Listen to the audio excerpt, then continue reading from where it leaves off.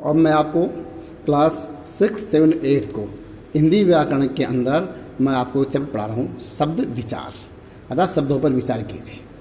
तीनों क्लासों में 5th, 6th, 7, 8 में चैप्टर नंबर 3 एक ही है, वह शब्द विचार। अब शब्द किससे बनता है? वर्णों के मेल से शब्द बनता है। आप जानते हैं भाषा की सबसे छोटी इकाई क्या है? वर्ण है। और इन वर्णों के मेल से क्या बनते हैं? शब्द बनते हैं। अब शब्द बन गया अपने, लेकिन शब्द के भी भेद हैं। इसमें बताया गया शब्द के भेद, अर्थात शब्द के कितने भेद हैं। अब शब्द के निम्न भेद हैं। शब्द के 5 भेद हैं। पहला भेद है वाक्य में प्रयोग के आधार पर शब्द के भेद। वाक्य में प्रयोग कैसा होता है। नेक्स्ट रचना या बनावट के आधार पर शब्द के भेद। नंबर 3 है उत्पत्ति या स्रोत के आधार पर शब्द के भेद। नेक्स्ट व्याकरणिक प्रकार्य के आधार पर शब्द के भेद। और एंड में है अर्थ के आधार पर शब्द के भेद। ये 5 इसके शब्दों के जो भेद है। इसके बाद में नंबर 1 पर जो आया था वह है वाक्य में प्रयोग के आधार पर शब्द के भेद। अब वाक्य में प्रयोग के आधार पर शब्द के जो भेद है, ये भेद 2 भेद है। इसमें पहला भेद है सार्थक, दूसरा है निरर्थक। 2 शब्द है, सार्थक और निरर्थक। सार्थक क्या होता है? सार्थक का मतलब है जिन शब्दों का कुछ अर्थ निकले उसे हम सार्थक शब्द कहते हैं, और जिन शब्दों का कोई अर्थ नहीं निकले उसे हम निरर्थक शब्द कहते हैं। और जैसे जिस तरह कोई अर्थ निकले, अर्थ जैसे विद्यालय है, घर है, पुस्तक है, तो इनका क्या निकल रहा है? अर्थ निकल रहा है, कोई मतलब है इनका, तो ये शब्द सार्थ हो गए। और निरर्थक शब्द है, कोई अर्थ ही नहीं है। जैसे अरे भाई पानी वानी पिलाओ, तो पानी तो शब्द है, लेकिन वानी क्या है? वानी वानी पिलाओ, पानी वानी पिलाओ, तो वानी क्या है? रोटी वोटी खा लो भाई, रोटी वोटी खा लो, तो ओटी क्या है? ओटी एक शब्द, ये निरर्थक शब्द है, तो इन्हें कहते हैं निरर्थक। अब आप समझ गए होंगे कि सार्थक शब्द किसे कहते हैं और निरर्थक शब्द कैसे कहते हैं। आप पहली बात समझ गए कि शब्द किसे कहते हैं। आप समझ गए शब्द किसे कहते हैं, वर्णों के मेल को शब्द कहते हैं। शब्दों के भेद को आप समझ गए। इसके बाद आप सार्थक शब्द किससे कहते हैं और निरर्थक शब्द किससे कहते हैं, इनको भी आप पहचान गए। अब रचना के आधार पर शब्द के भेद। रचना या बनावट के आधार पर रूढ़, यौगिक और योग रूढ़ 3 शब्द है। रूढ़, अब रूढ़ शब्द क्या है? जो प्रसिद्ध है और जो काम में आ रहे हैं वो शब्द रूढ़ होते हैं। घोड़ा, हाथी, घर हाथी, इन्हें रूढ़ शब्द कहते हैं। नेक्स्ट इसके 2 है यौगिक शब्द। जिन शब्दों अर्थात व्याकरण से बने शब्द के खंडों में कुछ अर्थ निकल रहा है, जिस शब्द के खंड करते हैं, टुकड़े करते हैं या विच्छेद करते हैं, उनके दोनों के अर्थ निकले तो उन्हें हम कहते हैं यौगिक शब्द। योगी मानी मिलकर बना हुआ शब्द, 2 शब्दों से मिलकर बना हुआ शब्द। अब 2 शब्दों मिलकर बना है तो 2 शब्द अलग भी करेंगे, अलग करेंगे। दोनों शब्दों का क्या निकलेगा इसमें? दोनों शब्दों का इसमें अर्थ भी निकलेगा। अब इसमें अब योगी कैसे है? हिमालय, तो हिमालय हिम प्लस आलय, हिम का भी अर्थ होता है और आलय का भी अर्थ होता है। दोनों का इसमें अर्थ है, तो दोनों का इसमें अर्थ मिला और दोनों के अर्थ से शब्द बना, तो इन शब्द को हम यौगिक शब्द कहते हैं। परिभाषा समझा गई। रूढ़ शब्द क्या है, यौगिक शब्द क्या है। अब है योग रूढ़ शब्द। योग रूढ़ शब्द, जो यौगिक शब्द किसी भी विशेष अर्थ में प्रयुक्त होते हैं, योग रूढ़ शब्द कहलाते हैं। पंकज, पंक प्लस जय। अब इसे जय क्या है? कुछ नहीं, अच्छा जय कीचड़ में जन्म लेने वाला इत्यादि, मतलब पंकज। यद्यपि कीचड़ में अनेक कीड़े और मछली मेंढक भी जन्म लेते हैं, परंतु उन्हें पंकज नहीं कहा जा सकता। लेकिन जो जल में जन्मते हैं उन्हें पंकज नहीं कहा सकता, तो ये कहते हैं अपने योग रूढ़ शब्द। अब है उत्पत्ति के आधार पर। पहला शब्द है तत्सम, तद्भव, देशात, विदेशा और संकर। अब देखो बहुत इंपॉर्टेंट चीज़ है, और ये आप 5th क्लास, 6, 7, 8, 9, 10, 11 जहाँ तक आप हिंदी पढ़ेंगे वहाँ तक आपको यही चैप्टर मिलेगा। तो इस चैप्टर को आप ध्यान से सुनो आप इसको। अब उत्पत्ति अथवा स्रोत के आधार पर वर्णन कैसे करेंगे। पहला है तत्सम शब्द क्या है।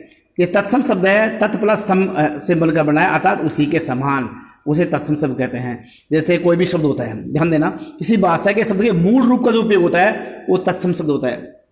अग्नि शब्द है, ये अग्नि शब्द है, मूल रूप है। सूर्य, मित्र, ये मूल रूप है, मूल और शुद्ध रूप है।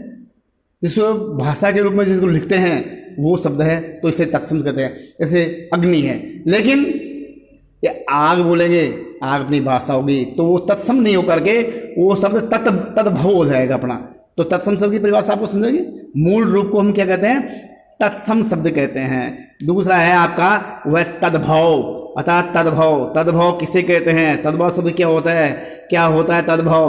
तद प्लस भव, इसका अर्थ होता है उसी से उत्पन्न, उसी से उत्पन्न, उसी शब्द से उत्पन्न जो शब्द होता है, लेकिन कुछ अलग होता है, सरल भाषा में होता है, अपने तद्भव शब्द होता है। अर्थात संस्कृत से हिंदी में आए शब्द का स्वरूप हिंदी में आकर बदल जाता है वो उन्हें कहते हैं हम तद्भव शब्द। जैसे वहाँ पर अपना क्या था, अग्नि था, यहाँ पर आग हो गया। वहाँ पर सूर्य था, यहाँ पर सूरज, यहाँ पर क्या हो जाएगा, सूर्य का सूरज हो जाएगा। तत्सम शब्द क्या था, तत्सम शब्द सूरज था, लेकिन तद्भव शब्द आखिर क्या होगा, सूरज हो गया। ये हो गया अपना तत्सम शब्द किससे कहते हैं और तद्भव शब्द। बच्चों समझ आ गया आपके, बेटा ध्यान से सुनो भाई, तत्सम शब्द और तद्भव शब्द दोनों में अंतर समझ आ गया आपको और दोनों की परिभाषा आ गया। अब आप इसको एक बार लिखेंगे और लिखने के बाद ये क्वेश्चन आंसर में है, लिखने के बाद एक बार याद करेंगे तो आपके बहुत जल्दी याद हो जाएगा, लेकिन आप ध्यान से सुनेंगे तब ना। ध्यान सुनो। अब है नेक्स्ट कै ख हो गया, इसका गह, ये देशज और विदेश शब्द, ये तो नाम से ही है देशज, अर्थात नाम से है। देशज शब्द क्या है, अर्थात देशज शब्द का मतलब है अपने देश का शब्द। इसे क्या कहते हैं अपन, इसे देशज शब्द कहते हैं। अपनी देश अपनी भाषा में अपने देश में जो बोला जाता है उसे हम कहते हैं देशज शब्द कहते हैं। परिभाषा ये है, जैसे डिबिया है, झंझट है, अरे जितना झंझट मत करो भाई, खड़ा हो भाई, घूंघट है, झुग्गी है, अपना फावड़ी है, कुल्हाड़ी है, ये अपने देश के शब्द हैं। एक्स तो नहीं करा ना मैं, कुल्हाड़ी को एक्स नहीं करा, एक्स लाओ भाई, हम तो कुल्हाड़ी बोलेंगे, लाओ भाई कुल्हाड़ी लाओ, तो ये क्या है, अपना देश शब्द है। अब है परिभाषा समझा गया आपके, ये तो वैसे ये जैसे नाम है वैसी परिभाषा है देश। अब है विदेशी शब्द क्या है, अब विदेशी शब्द क्या है, जो विदेशी रूप में बोला जाता है, अर्थात अंग्रेजी भाषा में बोला जाता है, विदेश शब्दों को ग्रहण करके और उसको अपनी भाषा में बोला जाता है, उसे हम विदेशी शब्द कहते हैं। जैसे स्कूल शब्द है, स्कूल शब्द है, यह अपना विदेशी शब्द है। स्कूल है, पैंट है, रेडियो है, रेलगाड़ी, रेल है, गाड़ी नहीं है, केवल रेल शब्द है। ये सब क्या विदेश, ड्राइवर है, कप है, पेन है, पेंसिल है, ये सब क्या है, विदेशी शब्द है। तो आपके समझ बैठ गया बेटा आपके ये तत्सम शब्द, तद्भव शब्द, देशज और विदेश शब्द। अब है संकर। अब है संकर शब्द, एक शब्द है जिसे कहते हैं संकर शब्द। संकर का मतलब है मिश्रण। संकर तात्पर्य क्या होता है जानते हो, मिश्रण कहते हैं, अर्थात दो भाषाओं के शब्दों से मिलकर जो बनता है उन्हें हम क्या कहते हैं, संकर शब्द कहते हैं।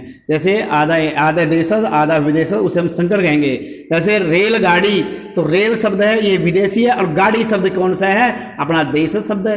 तो दो शब्दों से मिलकर बना है रेलगाड़ी, तो दो शब्दों से मिलकर बना, दो शब्दों का मिश्रण है, तो उसे हम क्या कहेंगे, संकर कहते हैं। संकर बाजरा है भाई, संकर बीज है, मतलब कई बहुत सारे बीजों का एक मिश्रण करके एक अच्छा बीज तैयार किया जाता है, उसे हम संकर कहते हैं। ठीक इसी प्रकार से वर्षगांठ, वर्ष शब्द है ये संस्कृत का है और गांठ शब्द हिंदी का है। दोस्तों से घड़ी, साज, घड़ी हिंदी का है और साज किसका है, साज शब्द है ये अरबी भाषा का शब्द है।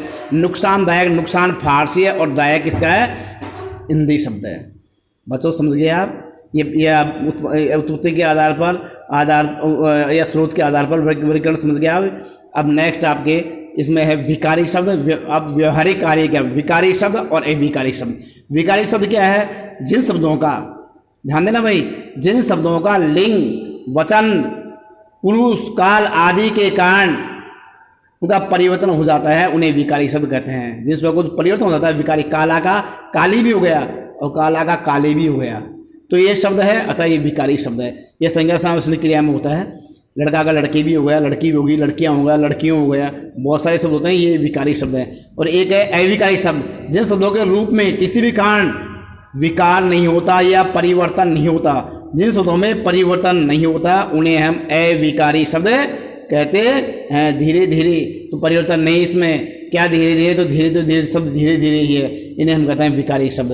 तो देखिए बच्चों, मैंने आपको तत्सम तद्भव समझाया, देश विदेश समझा दिया और मैंने आपको संकर को, फिर आपको विकारी शब्द किसे कहते हैं, अविकारी शब्द किसे कहते हैं, इस परिभाषा में आपको एफ में दे सकता हूँ, विकारी किसे कहते हैं, अविकारी शब्द किसे कहते हैं, तो इसकी परिभाषा देखनी है आपको। अब अर्थ के आधार पर शब्द के अर्थ के आधार पर पर्यायवाची शब्द, जिन शब्दों के एक से अधिक अर्थ होते हैं तो ये तो आप जानते हो, उन्हें पर्यायवाची शब्द कहते हैं। विलोम शब्द उल्टे देते हैं, अनेकार्थी शब्द है, वाक्य लेख शब्द है और एकार्थी शब्द है, और समश्रुति भिन्नार्थक शब्द है। ये इनकी परिभाषा से आप पहले से अवगत हो। पर्यायवाची किसे कहते हैं, जिन शब्दों के अर्थ एक जैसे होते हैं पर्यायवाची होते हैं। पानी का नीर, जल, तो वारी हो गया। विलोम शब्द उल्टे होते हैं, उन्नति का उन्नति हो गया। अनेकार्थी शब्द, जिन शब्दों का एक से अधिक अर्थ होता है, अनेकार्थी होते हैं। पूर्व का, पूर्व शब्द है एक दिशा भी होती है, और पूर्व एक पहले को भी कहते हैं। शब्द समूह के लिए एक शब्द है, उपकार को मानने वाला कृतज्ञ होता है, सरलता से प्राप्त होने वाला सुलभ होता है। एकार्थी शब्द पीड़ा, पीड़ा को क्या कहते हैं, दर्द भी कहते हैं। सूर्य को सूरज भी कहते हैं, ये एकार्थी शब्द होगा। और समश्रुति नाटक शब्द हो जाए, अन्न, अन्न को अनाज कहते हैं, अन्य, अन्न माने दूसरा कहते हैं, ये शब्द हो गया। नेक्स्ट, अब ये चैप्टर, इन चैप्टरों के बाद इन चैप्टरों के जो आपके क्वेश्चन आंसर्स हैं, वो क्वेश्चन आंसर मैं आपको व्हाट्सएप के द्वारा आपको भेज रहा हूँ। इस चैप्टर को आप कॉपी में करने से पहले एक बार रीड जरूर करना। हिंदी व्याकरण बेटा अभी से रीड कर लो आप 6, 7, 8, 9, मैंने बताया अभी आपको, जहाँ तक आप हिंदी पढ़ेंगे वहाँ तक हिंदी व्याकरण एक ही होती है।